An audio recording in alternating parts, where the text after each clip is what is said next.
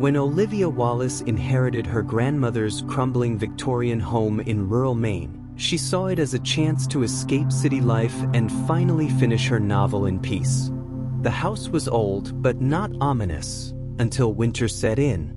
The snow came early that year, burying the countryside in silence.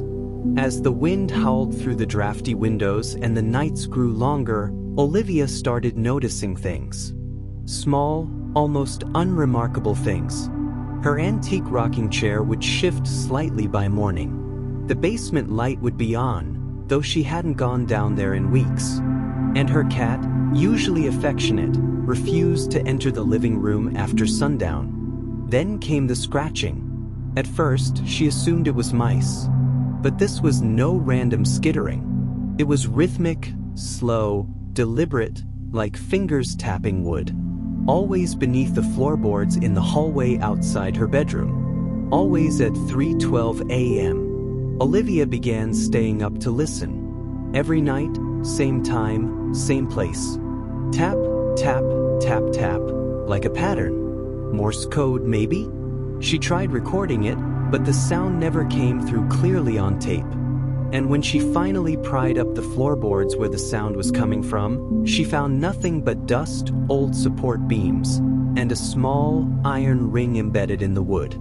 It looked like a handle. It took her an hour to loosen it. What she uncovered wasn't part of the basement or crawl space. It was something else, a hidden hatch leading to a dark, narrow passage, barely wide enough to crawl through. The air that wafted up smelled of damp stone and rot, like something sealed for a very long time. She knew she shouldn't, but Olivia lit a lantern, pulled on a thick sweater, and descended into the darkness. The tunnel sloped downward, curving gradually, like a spiral. The deeper she went, the colder the air became, unnaturally cold, as if she were being pulled below the earth itself. She noticed marks on the stone walls, faint carvings, symbols she didn't recognize, and what looked like scratches, long, frantic scratches. And then she found the door. It was old, wooden, bolted shut with rusted iron bars from the outside. Carved across the surface in deep, jagged letters was one word: stay. Behind the door, she could hear breathing. Olivia stood frozen, the lantern flickering in her hand. The word, stay, glared at her like a warning rather than advice. The breathing behind the door was slow and heavy, like something large, but injured. Or asleep. She leaned in closer, holding her breath, trying to tell if it was an animal or a person. Then the breathing stopped. The silence was so sudden it felt like the air had been sucked from the tunnel. Olivia's heartbeat thundered in her ears. The flame on the lantern sputtered, dimmed, and then, just as quickly, blazed back to life. A loud thud echoed from behind the door. Then again, and again. Something was moving behind it. She turned and crawled as fast as she could back through the narrow passage, cutting her knees on the jagged rock, the lantern swinging wildly in her hand. As she reached the hatch, she heard a distant scraping, metal against stone. Something unlocking. She slammed the floorboards shut and dragged her writing desk over them, her breath coming in ragged gasps. For the rest of the night, she sat in the hallway with a kitchen knife, staring at the cracks between the boards. Nothing happened, but when morning came, her phone, charging beside her bed, was full of notifications. Hundreds of photos, all taken between 3 and 4 a.m. She opened the first one. It was blurry, but clearly taken in complete darkness. The angle was strange, low, like it had been placed on the ground. In each photo, there was her, sleeping, in bed, peaceful. She flipped to the final photo. In this one, she wasn't in bed. The photo was taken from her bedroom doorway and showed a shape, barely visible, standing beside the window. The reflection in the glass caught part of a face, pale and sunken, with dark, wide eyes staring not at the camera, but straight at her. She hadn't taken a single photo that night. Olivia didn't sleep the next night, She couldn't. She sat at the kitchen table with every light on, her laptop open to the photos. She tried deleting them, twice, but they kept reappearing. She checked her phone. The camera app wouldn't open. The image of that sunken face haunted her. Not just because of what it was, but because of where it had been standing, right where her grandmother's rocking chair used to be. The chair that sometimes moved on its own. By dawn, Olivia made a decision. She wouldn't live in fear of a house she owned. If her grandmother had lived here alone for 50 years, she could face it too. But first, she needed help. She didn't call the police. She called Father Callahan, a retired priest and local historian her grandmother had once mentioned. He arrived that afternoon with a canvas bag and a look of quiet concern. As Olivia walked him through the house, he nodded along, asking no questions until they reached the hatch under the floorboards. "Did your grandmother ever mention the old foundation?" he asked. "No, she wouldn't have. It's older than the house. Older than this land was mapped. Built by settlers who disappeared without a trace. Some say it was a chapel, others a prison." He knelt beside the hatch, running his hand across the boards. "And some say it was a gate." They pried open the hatch together. The tunnel was just as Olivia remembered it, cold, coiled, humming with quiet pressure. She held the lantern. He held a small iron crucifix and an old book in Latin. The air changed the moment they crossed the threshold. When they reached the door, the symbols carved into it were glowing faintly, pulsing like veins beneath the wood. Olivia felt them, like a heartbeat. Father Callahan didn't hesitate. He opened the book and began to chant. The door began to shake. Then came the scream, not human. A low, guttural, ancient sound that seemed to rise from beneath the earth itself. The lantern shattered. The tunnel went black. But Olivia held the memory of the symbols in her mind. She reached forward, found the latch, and with all her strength, pulled the bars shut. The screaming stopped. So did the breathing. When the light returned, dim, like dawn through fog, they were alone in the tunnel. The door was now sealed over, not with iron, but with smooth, seamless stone. The carvings were gone. So was the smell. They left the tunnel, boarded it shut, poured concrete over it the next morning. That night, the scratching stopped. The photos vanished from her phone. And the rocking chair? It never moved again.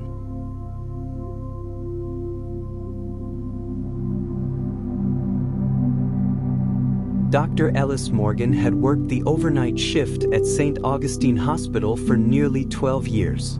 He liked the quiet, the slow rhythm of late-night admissions, the rare but peaceful moments when the only sounds were the faint beeping of monitors and the echo of his own footsteps down the empty corridors. St. Augustine was an old hospital. Parts of it had been closed for decades, wings no longer up to code, basements never fully renovated. Rumors floated around the staff about odd sounds or flickering lights in the East Wing, but Ellis dismissed them. Hospitals creak, electricity hiccups. People imagine things when they're tired.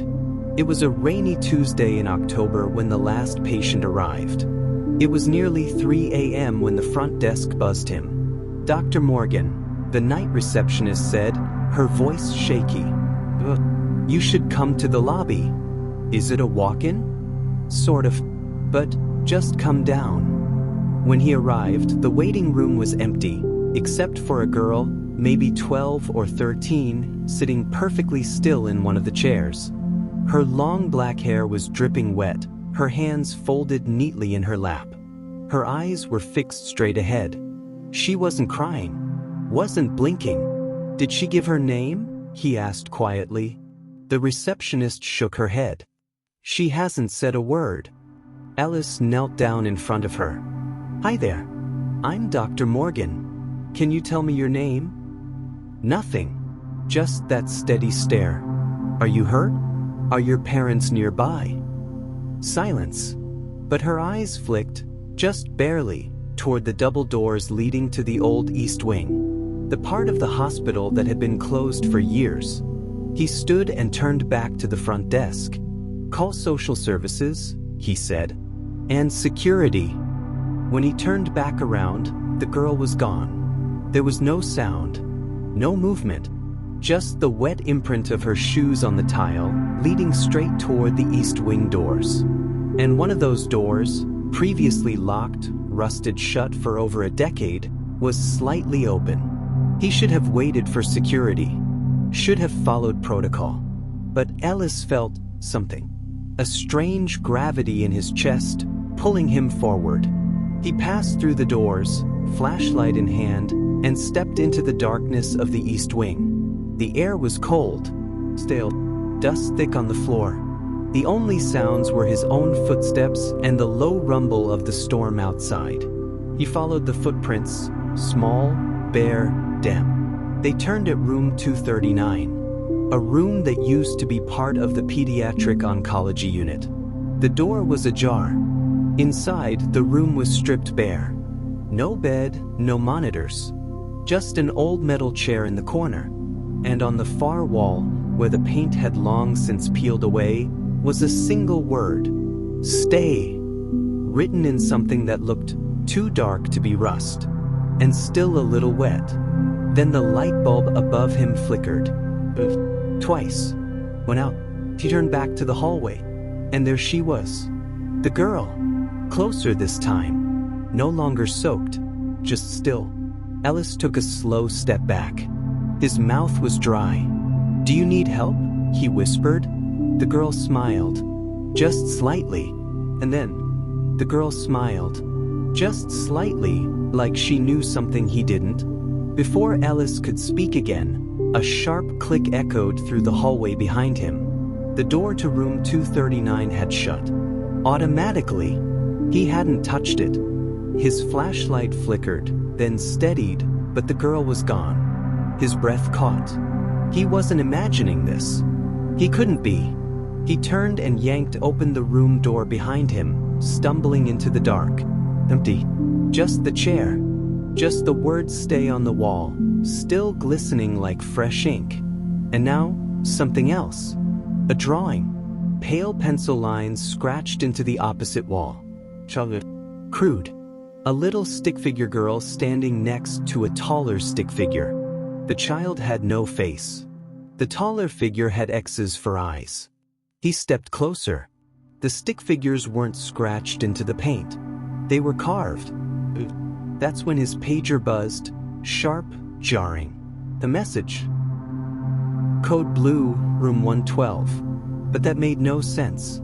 Room 112 had been gutted during the 2011 renovation. There was nothing in there. No equipment.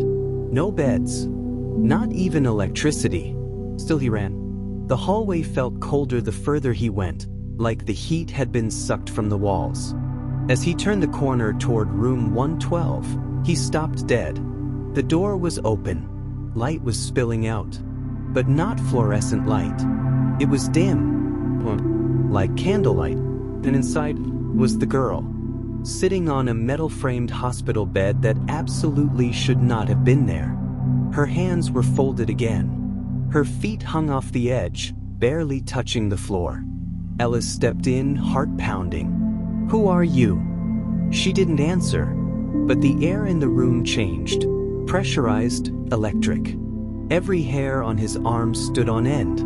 Behind the girl, the wall was covered now, completely covered, with drawings. Stick figures, dozens of them.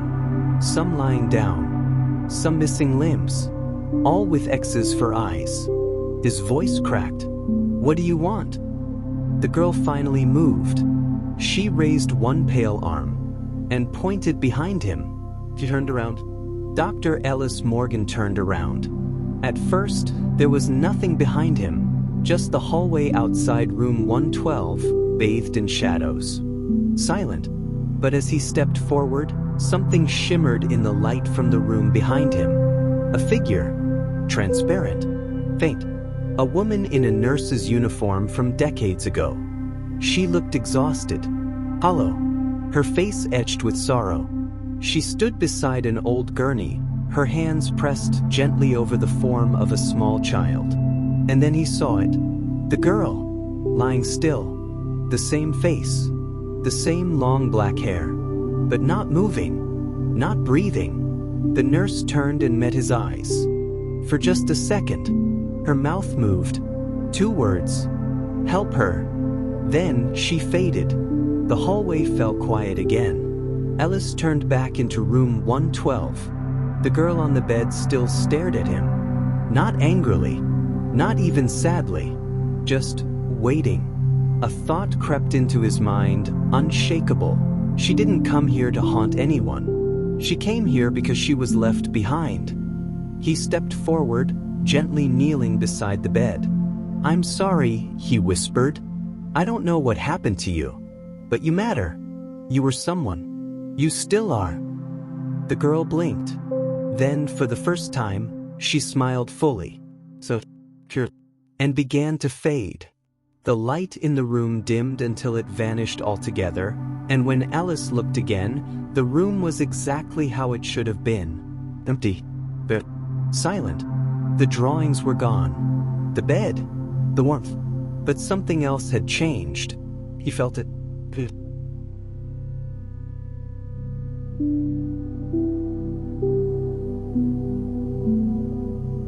I moved into apartment 2C of a pre-war building in Queens in 2021, just after my divorce, looking for peace, silence, anything to numb the noise in my head, and for the first few weeks, the place delivered old creaky floors, high ceilings, radiators that hissed like snakes, but overall quiet neighbors and a rent that didn't kill me, until I noticed the door, not the front door, not the closet, but a third door in the hallway between the kitchen and bedroom, narrow, maybe 3 feet tall, painted.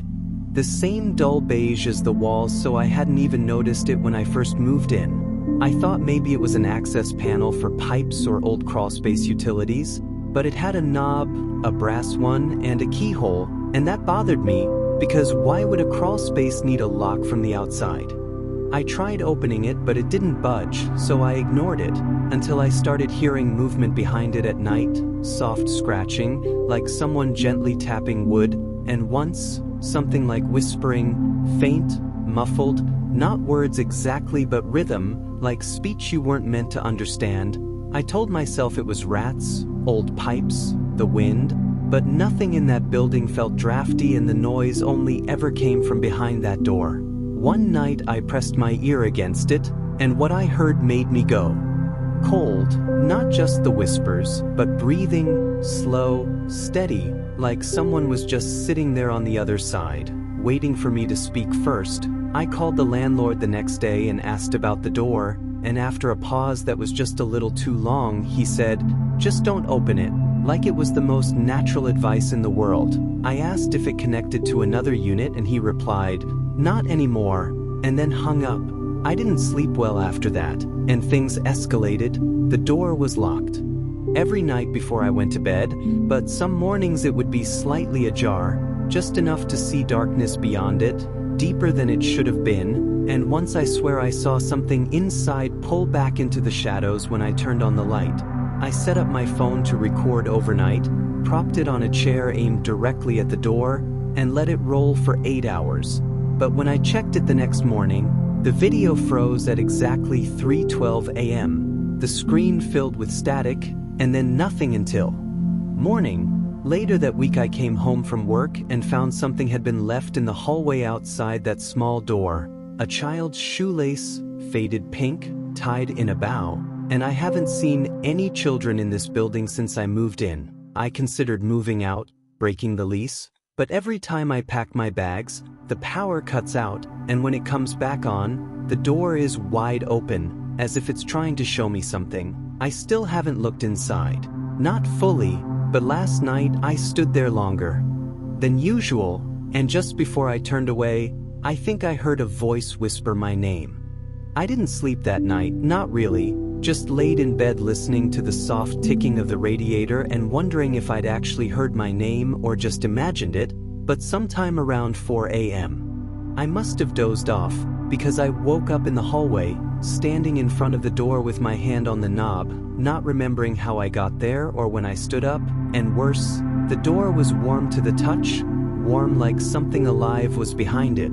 I started locking my bedroom door at night, which made me feel childish, but also slightly safer, until 2 nights later when I heard 3 knocks, not on the front door, not on the hallway wall, but directly on my bedroom door, soft and polite, like someone who lived there was just checking if I was awake. I shouted through the door, my voice cracking, asking who was there, but all I heard was that same slow breathing on the other side, the same measured inhale and exhale I'd heard from the little door weeks earlier. I stayed up till sunrise with a kitchen knife in my lap and all the lights on, and by morning, everything was silent again, as if nothing had happened. I called the landlord again, told him I needed to know what was behind the door or I'd contact the city, and this time, after a long pause, he sighed and said it was sealed in 1981 after a tenant had an incident. And when I asked what kind of incident, he just said they were never found, then hung up without another word. I went to the public records office that day, spent 4 hours digging through property records and old tenant lists, and I found it. An archived article from October 14, 1981, about a young woman named Ruth Keller who had gone missing from apartment 2C, no sign of struggle, no forced entry, just gone, and the only clue was that her neighbors had reported strange sounds coming from behind her kitchen wall, the wall where the small door is now. I printed the article, brought it home, left it on my nightstand as some kind of validation that I wasn't losing my mind, but when I woke up the next morning, the paper was gone, and in its place was something else. An old photograph, slightly curled, of a woman standing in what looked like my hallway, her eyes blacked out with pen, and in the corner, in shaky handwriting, was scrawled, "I never left." That morning, something shifted, not just in the room, but in me. I was done being afraid of a door in my own home. I was done waking up to half memories, hearing my name whispered by something that refused to be seen. I didn't call the landlord. I didn't grab a knife. I just stood in front of the door, heart pounding, and said clearly, "If you want me to see, then show me. But no more tricks." And the knob turned, slowly, on its own. The door creaked open just a few inches, and inside, there wasn't a tunnel or a stairwell or a monster. It was a small, square chamber lined with cracked plaster and rotted wood, like a forgotten maintenance space. But in the center of the floor was a shoebox, untouched for years. I pulled it out and sat down. Inside were a few faded photos, a cracked silver locket, and a folded page from a diary. It belonged to Ruth Keller. Her name was on the inside of the locket. The diary page was stained, but one line stood out clearly. "If someone ever finds this, please remember me. I don't want to be a lost thing." I left the box on the front step of the building with a note for the landlord. No threats, just the facts. He didn't say anything when I saw him next, but that door was sealed and repainted within the week. No more drafts, no more sounds. I still live in 2C, and the nights are quiet now, peaceful even. But every once in a while, when I pass that part of the hallway, I feel something soft and warm in the air, like someone quietly saying thank you. And I whisper back, "You're not lost anymore."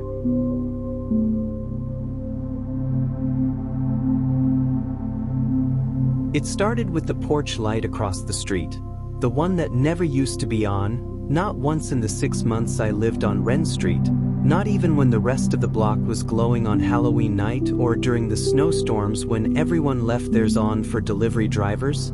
House 47, the brown shingled one with the ivy-covered fence and windows always drawn like the place was still waiting for its first breath since the 1980s, but one night around 2:11 a.m., I noticed it glowing from behind. My bedroom curtain, a steady, soft white light that cast long shadows across the street, reaching into my window like fingers, and I thought maybe the owners were finally home. Maybe the place had been sold, until the next morning when I walked over and saw the "for sale" sign still there, rusted and leaning, and no tire tracks in the driveway, no footprints in the frost-covered sidewalk. Just that porch light, still on, still humming softly like an old refrigerator left running too long. I didn't think much of it until it turned off exactly 24 hours later, and then came back on the next night, same time, 2:11 a.m., like it was on some kind of timer, except that house didn't have power, or so the realtor had told me when I moved in, explaining the place was unlivable due to structural issues, which didn't explain the light, or the figure I started seeing 2 nights later, faint at first, standing just behind the sheer white curtains of the front window. A silhouette, unmoving, neither tall nor short, but human-shaped and watching the street like it was waiting for something to return. I tried filming it from my window, but the camera never picked anything up, just a flare of light and static, and the longer I stared, the more I realized it didn't cast a shadow the way it should have. Its shape was there, sure, but it absorbed light instead of reflecting it, like it wasn't part of the house but a hole punched into reality itself. I told myself it was just insomnia, a trick of the eyes, but when I asked the old woman on the corner about House 47, her face fell and she simply said, "That light comes on every 10 years, always the same time, always after someone new moves in across the street." And I laughed because that couldn't be true, right? Until she added, "They always see it, until they don't," and walked away before I could ask more. Now it's been a week, and every night the light turns on at 2:11, and every night the figure is closer to the window, clearer, like it's adjusting to the light, or to me. And last night I found an envelope slipped under my door, no return address, just a handwritten note inside that said, "Don't look at it too long or it notices." I didn't sleep that night after finding the note, just sat at the edge of my bed with the curtains slightly parted, watching the house across the street while trying not to blink too long, trying not to stare too hard. And when the porch light clicked on again at exactly 2:11 a.m., I felt my stomach drop, not because of the light itself, but because the figure in the window was no longer standing still, it was moving, slowly swaying side to side like it was rocking on its heels or listening to some silent music I couldn't hear. And the strangest part was that with every shift of its form, the light outside dimmed just a little, like the movement drained power from the bulb with each breath or gesture. And when I finally looked away to grab my phone, I saw I had 3 new photos in my camera roll that I did not take, all of them dark, grainy images of my bedroom from the corner, as if someone had been standing inside the room with me, and the last one was taken just seconds before, and in it, behind me in the window, was a blurry pale face watching the street with me. I turned around so fast I nearly fell, but the room was empty. Of course it was, but I kept the light on the rest of the night, and in the morning I walked over to House 47, not sure what I was even going to do, but I needed to see it in the daylight, and when I got to the porch, I saw the light fixture was completely rusted through, wires dangling like dead roots, bulb shattered, clearly untouched for years, yet somehow, it had been glowing for the last 7 nights. I rang the doorbell anyway, out of desperation or defiance, I don't know, and of course there was no answer, only the low creak of the wind and the faintest sound from inside, like a muffled radio caught between stations. I tried the door, expecting it to be locked, but it wasn't. It opened just 2 inches, and from inside I swear I heard someone take a single, slow breath and whisper my name, not loudly, not threatening, but sadly, like someone who had been waiting too long in the dark. I stood there frozen, one hand on the door, the other holding my breath, heart hammering hard enough that I could barely hear anything else over it, but that voice, soft, worn, not angry, just tired, still echoed in my chest, and instead of slamming the door shut and running, something made me whisper back, "I see you." For a long moment nothing happened, and then, quietly, the porch light flickered and went out.